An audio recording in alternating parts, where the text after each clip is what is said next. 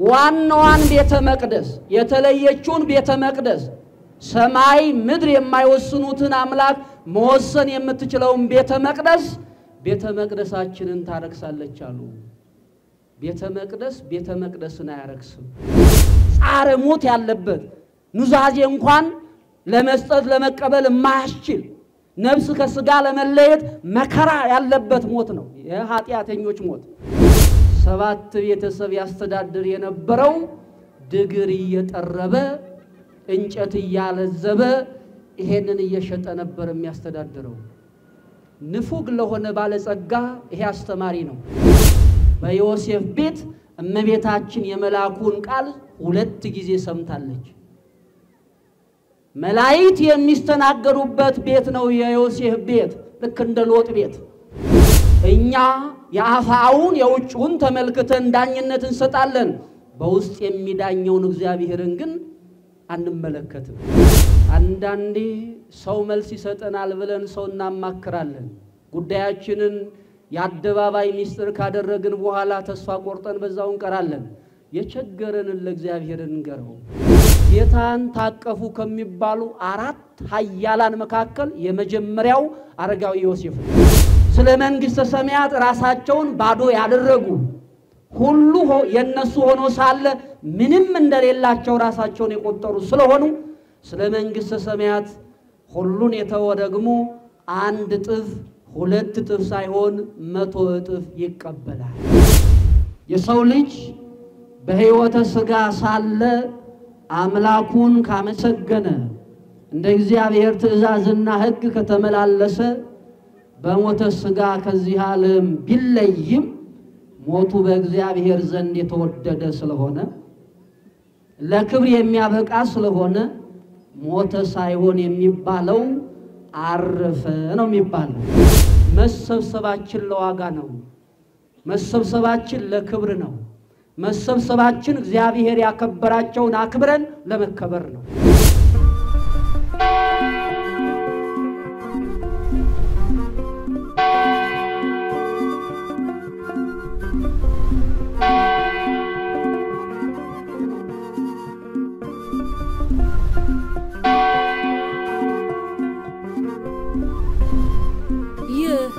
የእማማ ሚዲያ ነው።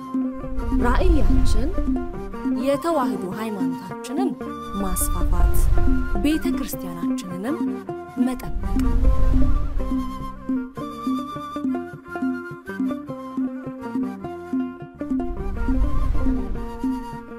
ዶክተር አብነት የቅድስት ሥላሴ ዩኒቨርሲቲ የተግባረ እምነት ዘርፍ ዋና ዲን አጠር አድርገው እንደው መልእክት ያደርሱናል። የጻድቃንን ሞት እኔ ልሙት፣ ፍጻሜም እንደነሱ ፍጻሜ ትሁን። እንደምናውቀው ሊቀ ነቢያት ሙሴ ከጻፋቸው ከ5ቱ የሕግ መጻሕፍት አንዱና ዋነኛው እስራኤል በበረሃ ሳሉ ሲወጡ የነበረው ቁጥርና በ40 ዘመን ጉዟቸው መጨረሻ ላይ የደረሰውን ቁጥር ለይቶ ለማወቅ የሕዝቡን ቁጥር የገለጠበት መጽሐፍ ኦሪት ዘኍልቍ ይባላል። በዚህ መጽሐፍ በሕይወት ያሉትን በሕይወት የሚመላለሱትን እግዚአብሔር ከፊት ሆኖ የመራቸውን ደመና ጋርዶ ፀሐይ እንዳያቃጥላቸው እንዲሁም ደግሞ ጨለማ እንዳይበረታባቸው የብርሃን አምድ ዘርግቶ የመራቸውን እግዚአብሔርን የሚያመሰግኑትን ብቻ ሳይሆን ከዚህ ዓለም በሞት የተለዩትን እግዚአብሔርን የሚያውቁትን ሞታቸው ክብራቸው የሆነውን ሁሉ ቆጥሯል። የሰው ልጅ በሕይወተ ሥጋ ሳለ አምላኩን ካመሰገነ እንደ እግዚአብሔር ትእዛዝና ሕግ ከተመላለሰ በሞተ ሥጋ ከዚህ ዓለም ቢለይም ሞቱ በእግዚአብሔር ዘንድ የተወደደ ስለሆነ ለክብር የሚያበቃ ስለሆነ ሞተ ሳይሆን የሚባለው አረፈ ነው የሚባለው። ከድካም በዚህ ዓለም ከመውጣት ከመውረድ ይሄንን ዓለም ከመምሰል የዚህን ዓለም ጠባይ ገንዘብ ከማድረግ ተለይቶ እግዚአብሔርን ወደ መምሰል ዓለም ሳይፈጠር ቀድሞ የተዘጋጀውን የእግዚአብሔርን መንግስት ለመውረስ ከዚህኛው ዓለም ወደዛኛው ዓለም ተሻገረ ነው የሚባለው። ስለዚህ ሊቀ ነቢያት ሙሴ የሁሉንም እስራኤላውያን ቁጥራቸውን በዚህ ልክ ባኖረበት በዚህ መጽሐፍ የጻድቃንን ሞት እኔ ልሙት ፍጻሜያቸውም ፍጻሜ ይሁን።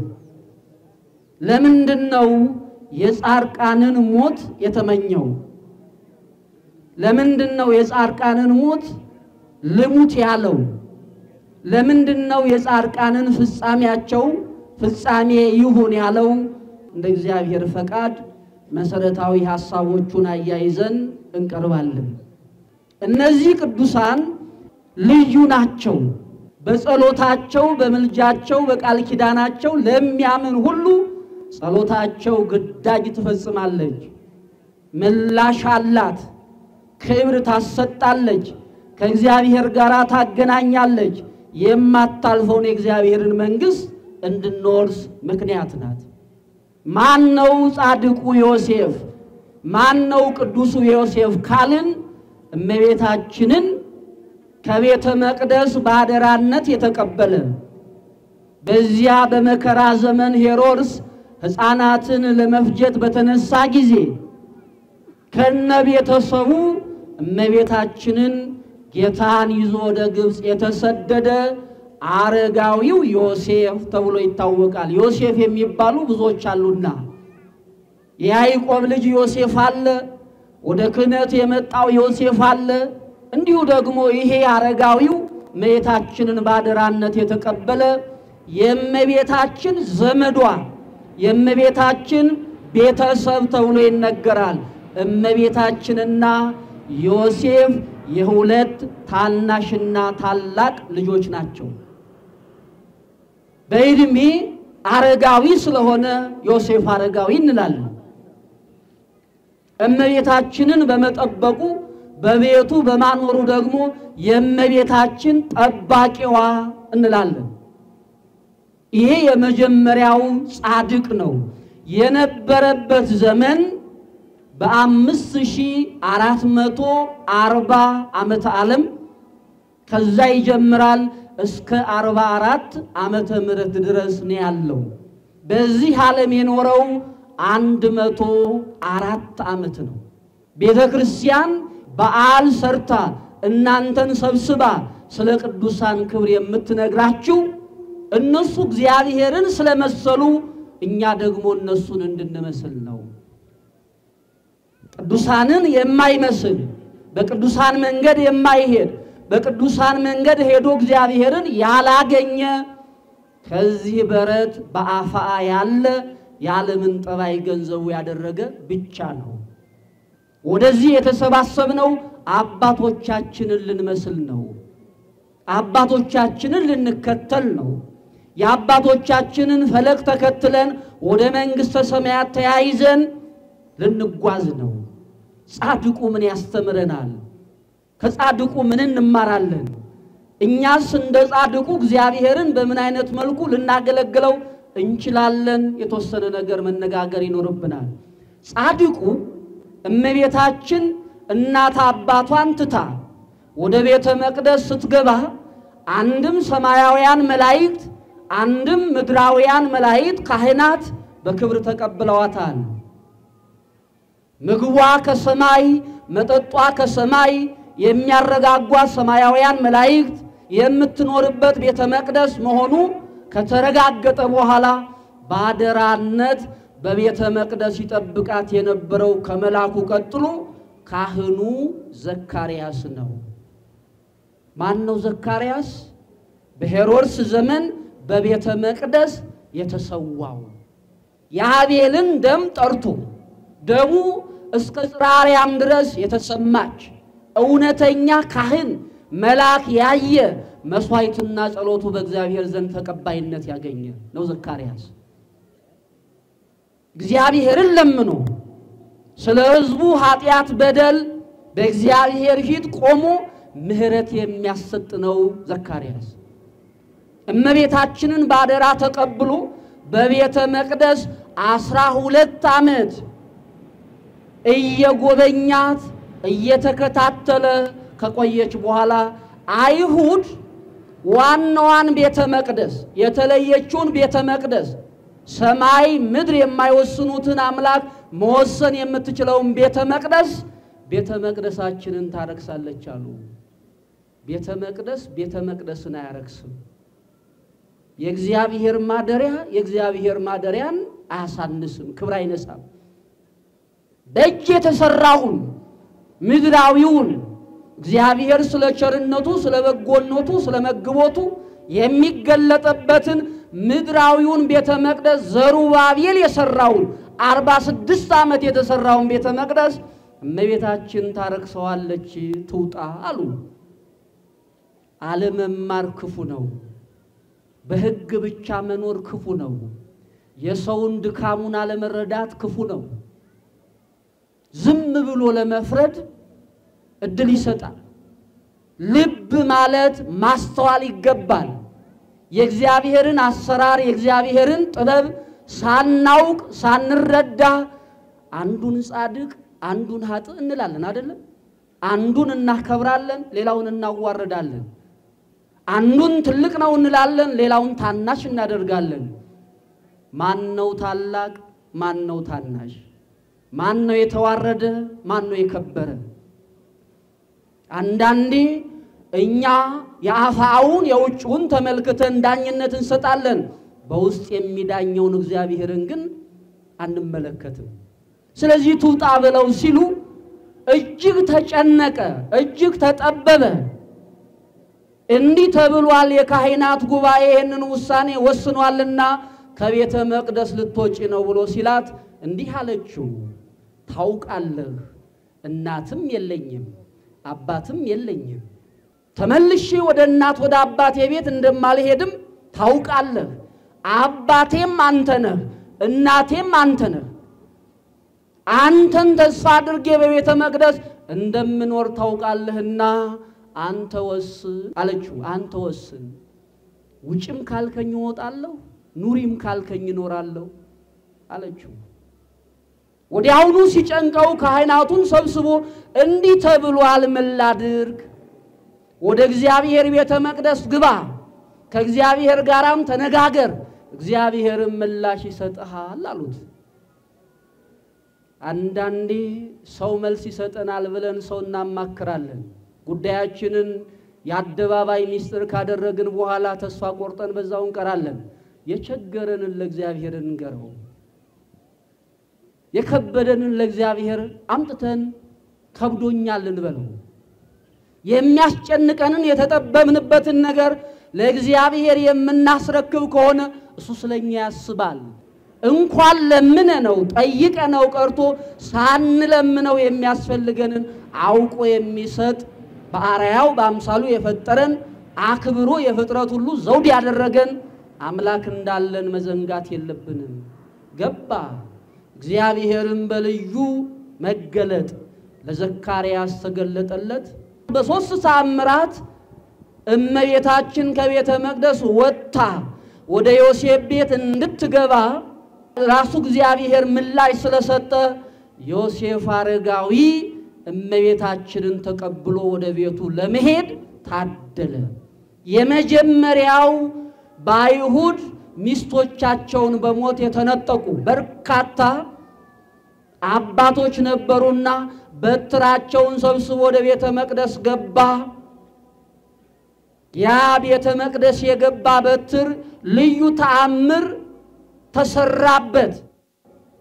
ማርያምን ወደ ቤቱ ይዞ የሚገባ ማርያምን የሚጠብቅ እሱ አረጋዊ ዮሴፍ ነው የሚል ምልክት ተገኘ። ይሄ ብቻ አይደለም፣ ሲወጡ የመንፈስ ቅዱስ ምሳሌ መገለጫ ተብሎ ብዙ ጊዜ በመጽሐፍ የምናውቃት ርግብ በላዩ ላይ አረፈች።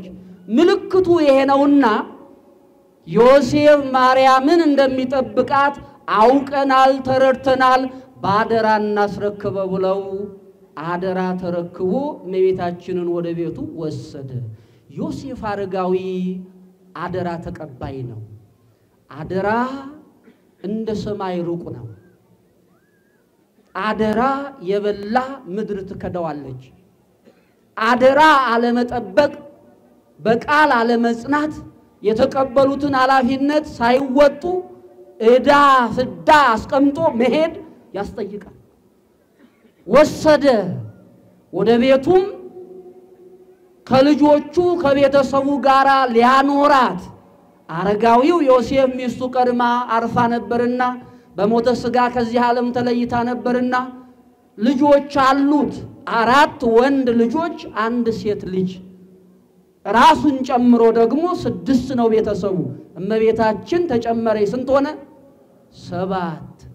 7 ቤተሰብ ያስተዳድር የነበረው ድግር እየጠረበ እንጨት እያለዘበ ይሄንን እየሸጠ ነበር የሚያስተዳድረው። ንፉግ ለሆነ ባለጸጋ ይሄ አስተማሪ ነው። ድግር እየጠረበ እንጨት እያለዘበ 7 ቤተሰብ ለማሳደር፣ ለማኖር፣ ለመመገብ፣ ለማልበስ ወደ ኋላ አላለም። እኛ ግን እንኳን አይደለም ሌላውን የራሳችንንም ማስተዳደር አቅቶናል። ለራሳችንም የማንመች ሆነናል። ከራሳችንም ጋር ተጣልተናል፣ ተለያይተናል። ሰው የሚያሳድረው፣ ሰው የሚመግበው፣ ሰው የሚያለብሰው፣ ሰው የሚያኖረው እግዚአብሔር ሲፈቅድለት ነው። ስላለው ብቻ አይደለም። ያለው ብቻ አይደለም የሚመግበው፣ ያለው ብቻ አይደለም የሚያለብሰው፣ ያለው ብቻ አይደለም የሚደግፈው፣ ያለው ብቻ አይደለም የሚያኖረው። እግዚአብሔር የፈቀደለት ነው። ሰጥቶ የነሳን ብዙዎች ነን። ሰጥቶ ያሰረን ብዙዎች ነን።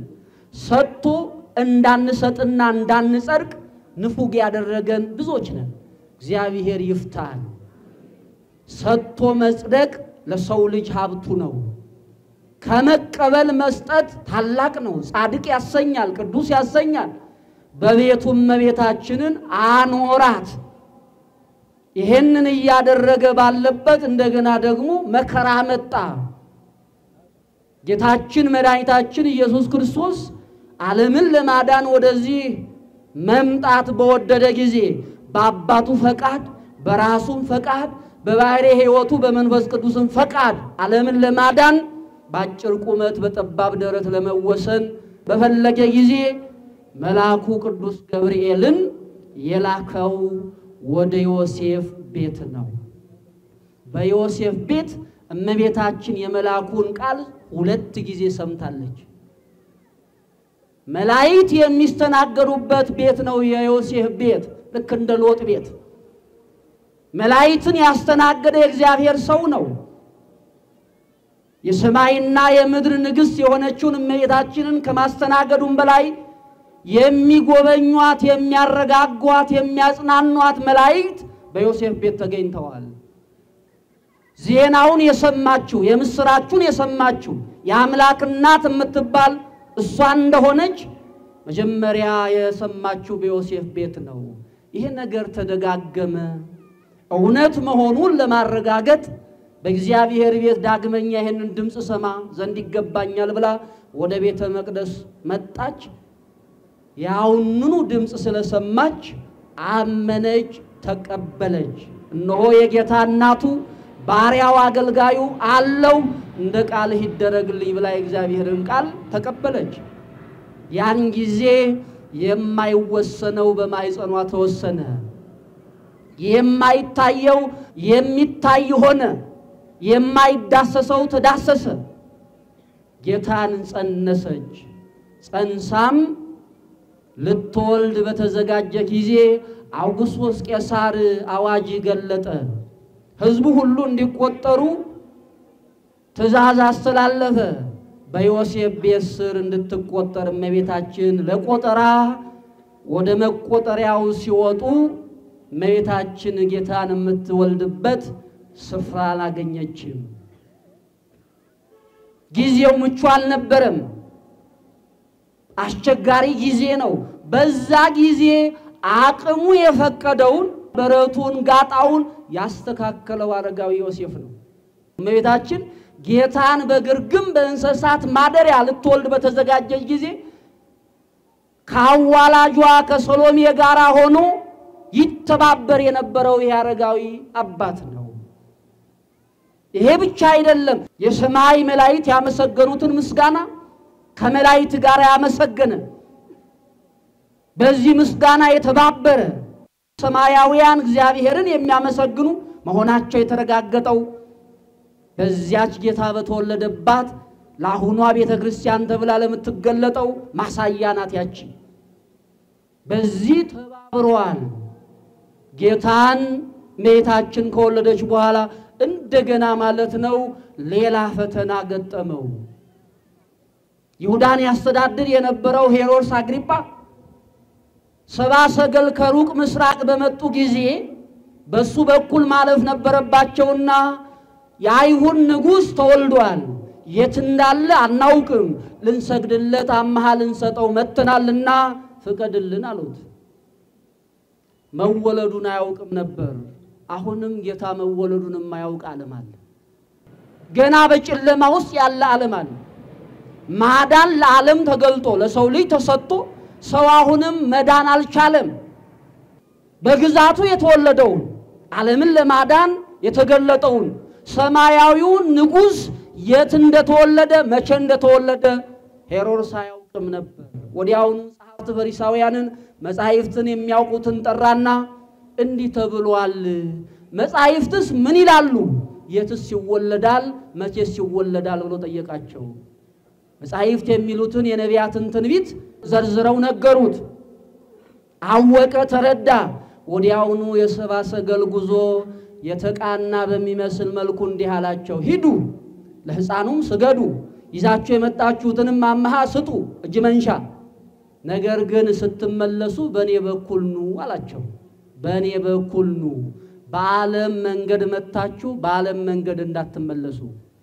ወዲያውኑ የእግዚአብሔር መልአክ ለነዚህ ለጥበብ ሰዎች ተገለጠና እንዲህ አላቸው፣ በመጣችሁበት መንገድ ተመልሳችሁ አትሂዱ፣ በሌላ መንገድ ሂዱ አላቸው።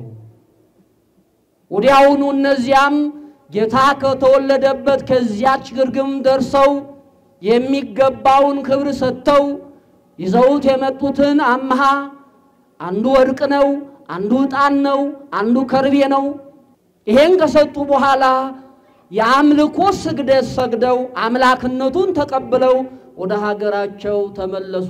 ለጌታ አምሃ ካቀረቡ በአምላክነቱ ካመኑ የአምልኮ ስግደት ከሰገዱ የባህሪ አምላክ መሆኑን ከተቀበሉ ነገስታት መካከል የመጀመሪያው ኢትዮጵያዊው ንጉስ ባዜን ነው። ሰግደው በሌላ መንገድ ተመለሱ። ወዲያውኑ እነዚህ የጥበብ ሰዎች እንደዘበቱበት እንደቀለዱበት ባወቀ ጊዜ እድሜያቸው 2 ዓመት እና ከዛ በታች የሆኑትን ሕፃናት በሙሉ ሊፈጅ ሄሮድስ አዋጅ አወጀ። በዚህ ጊዜ እመቤታችን ከዮሴፍ ጋር ልጇን ይዛ ወደ ግብጽ፣ የካህኑ የዘካርያስ ሚስት ኤልሳቤጥ ደግሞ ቅዱስ ዮሐንስ መጥምቅን ይዛ ደግሞ እሷም ወደ ግብጽ ተሰደዱ። ዮሐንስና ኤልሳቤጥ በግብጽ ሰሜናዊ፣ እመቤታችንና የዮሴፍ ቤተሰቦች ደግሞ በግብጽ ደቡባዊ ተሰደዱ። እመቤታችን በመከራ ውስጥ በነበረች ጊዜ አረጋዊ ዮሴፍም ከነ ቤተሰቡ ነው የተሰደደው። ስለ ጽድቅ የሚሰደዱ ንዑዳን ክቡራን ናቸው። መንግሥተ ሰማያት የነሱ ናት። ይሄንን ዓለም ኃጢአት አልሰራበትም፣ ክፉ ነገር አልናገርበትም፣ ክፉ ነገር አላስብበትም ብሎ መሰደድ መንግሥተ ሰማያትን ለመውረስ መሰረት ነው። ይሄ ዓለም ኃጢአተኛ በደለኛ ያደርጋል፣ ያቆሽሻል፣ የተሰጠንን ክብር ያስወስድብናል፣ ከእግዚአብሔር መንግሥት ይለየናል። ስለዚህ ዓለምን ትቶ ለጽድቅ መሰደድ ክብር ነው። ያውም ከጌታ ጋር መሰደድ፣ ያውም ከአምላክ እናት ጋር መሰደድ። ቤተሰቡን እንዳለ ነቅሎ ተሰደደ። ሕፃኑን የሚያሳድድ ሕፃኑን የሚፈልግ ሄሮድስ እስኪሞት ድረስ በነገራችን ላይ ሄሮድስ ከራስ ጸጉሩ እስከ እግር ጥፍሩ ድረስ በደዌ በቁስል ተመቶ ተልቶ ነው የሞተው። እንዲህ አይነት ሞት ክፉ ነው። ይሄ የኃጢአተኛ ሞት ነው። ሞቱ ስለ ኃጢአት ጸዋቅ የክፉ ሰው ሞቱ ይሄ ነው። የኃጢአተኛ ሰው ሞቱ ይሄ ነው። ጻረ ሞት ያለበት ኑዛዜ እንኳን ለመስጠት ለመቀበል የማያስችል ነፍስ ከስጋ ለመለየት መከራ ያለበት ሞት ነው የኃጢአተኞች ሞት። ምህረት ሳያገኝ ይቅርታ ሳያገኝ ከነደዌው ነው ሞት የነገሰበት። እግዚአብሔር ከሞት ይጠብቀን። ኃጢአታችንን በደላችንን ተናዘን ምህረት አግኝተን ወደ ራሱ ይጥራል። ከነ ኃጢአት መሞት ከባድ ነው። በላይ ንስሐ የለም፣ በላይ ምህረት የለም፣ በላይ ይቅርታ የለም። ፍርድ ካልሆነ በቀር ዳኝነት ካልሆነ በቀር እሱ ከሞተ በኋላ ልጁ ሲተካ ያ ሽሹ ያለ እግዚአብሔር መልአክ ቅዱስ ገብርኤል እንደገና ተገልጦ ሕፃኑን የሚፈልገው ሞቷልና ወደ ሀገራችሁ ተመለሱ አለው። ሕፃኑን ቤተሰቡን በሙሉ ይዞ እንደገና ዮሴፍ ወደ እመቤታችን ጌታም ወደ ተወለደበት ወደ ገሊላ ወደ ናዝሬት ተመለሱ። ተመልሰው ብዙ አልቆዩም። በ44 ዓመተ ምህረት ዮሴፍ አረጋዊ ቀድሞ አረፈ። እመቤታችን ደግሞ አያይዛ ከ5 ዓመት በኋላ ማለት ነው በ49 ዓመተ ምህረት እሷም አረፈች። ጠቅለል ስናረገው ታሪኩ ይሄ ነው። አረጋዊ ዮሴፍ ሲያርፍ ራሱ ባለቤቱ ክርስቶስ ነው ከቅዱሳን መላእክት ጋር ወርዶ ነፍሱን ከስጋው ለይቶ ቅድስት ነፍሱን በመላእክት ምስጋና ወደ ክብር ያሳረጋት። አገልግሎት አላ በልጅነቱ ከሱ ጋር ተሰዷላ። እናቱን በቤቱ አስጠግቷላ። አደራ ተቀብሏላ። አደራ ጠብቋላ። ከዚህ በላይ ማገልገል አለ? ከዚህ በላይ መታዘዝ አለ? ከዚህ በላይ የእግዚአብሔር ወዳጅ መባል አለ? ጌታን ታቀፉ ከሚባሉ 4 ኃያላን መካከል የመጀመሪያው አረጋዊ ዮሴፍ ነው። ጌታን የታቀፈች እመቤታችን ናት። ጌታን የታቀፈች ሶሎሜ ናት የዮሴፍ ልጅ። ጌታን የታቀፈ አረጋዊ ስምዖን ነው። የእስራኤልን መዳን አይቻለሁና ባሪያህን አሰናብተኝ ብሎ ጌታውን ታቅፎ ስሞ 500 ዓመት ያገለገላትን ቤተ መቅደስ በክብር የተሰናበተው አረጋዊ ስምዖን ነው። የመጨረሻውና ትልቁ አባት ጌታን በትከሻው ጌታን በክንዱ የተሸከመ ዓለምን በመዳፍ እጁ የሚይዘውን የጨበጠ አረጋዊ ዮሴፍ ነው። እግዚአብሔርን ከማየት እግዚአብሔርን ከመጨበጥ እግዚአብሔርን ከመዳሰስ በላይ ምን ክብር አለ? እኛም እኮ ፈልገን የመጣ ነው እግዚአብሔርን ልናየው ነው አይደል? እግዚአብሔርን ልንጨብጠው ልንዳስሰው ነው። የአባቶቻችንን እምነት ምግባር መሰረት አድርገን እንደ አባቶቻችን አየነው ዳሰስነው ከሱም ጋራ በላን ጠጣን ልንል እኮ ነው የመጣ ነው። ይሄ ነው ሃይማኖት፣ ሌላ ነገር የለውም። አይናቸው አይናችን ነው፣ እጃቸው እጃችን ነው። በእነሱ እጅ ጌታን እንዳስሳለን፣ በእነሱ አይን ጌታን እናየዋለን። እምነታችን ይሄ ነው። ከዚህ ውጪ ሌላ የለንም። በእግዚአብሔር አምኖ መሞት ሕይወት ስለሆነ ከአባቶቻችን የምንማረው እምነታችንን ጠብቀን በእምነት ጸንተን መኖር ነው። ሁለተኛው አባቶቻችን በሕይወተ ሥጋ ሳሉ ይህንን ዓለም የተዉ ስለ መንግሥተ ሰማያት ራሳቸውን ባዶ ያደረጉ ሁሉ የነሱ ሆኖ ሳለ ምንም እንደሌላቸው ራሳቸውን የቆጠሩ ስለሆኑ ስለ መንግሥተ ሰማያት ሁሉን የተወ ደግሞ 1 እጥፍ 2 እጥፍ ሳይሆን 100 እጥፍ ይቀበላል። ዋጋው ብዙ ነው፣ ክብሩ ታላቅ ነው።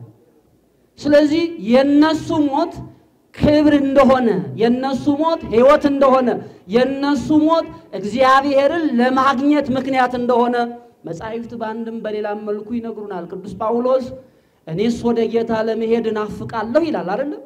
መቼም ያለ ሞት መሻገር ስለማይቻል ይሄንን ዓለም ትቶ ለመሄድ ሞተ ሥጋ ግድ ነው። ዋሊያ ከምንጩ ጠጥታ መርካት እንደምትፈልግ ነፍሴ እግዚአብሔርን ተጠማች ይላል ዳዊት። እግዚአብሔርን መናፈቅ ማለት ይሄ ነው። ይሄም የሚሳካው በሞት በስጋ ሞት ከዚህ ዓለም ስንሻገር ነው። ይሄ ብቻ አይደለም።